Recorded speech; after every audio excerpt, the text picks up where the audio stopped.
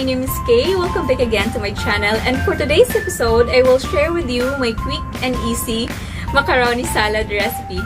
Hope you will like it. See you!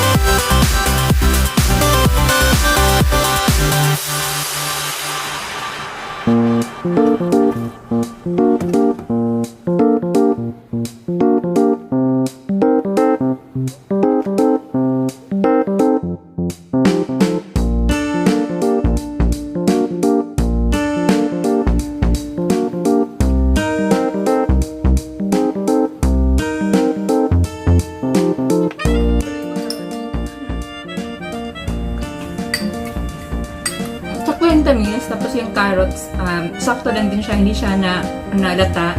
So, dapat talaga saktong steam lang para mas crunchy pa rin siya.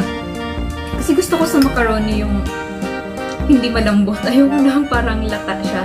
So, nalalasahan ko yung cheese kasi naka-cut siya in cubes.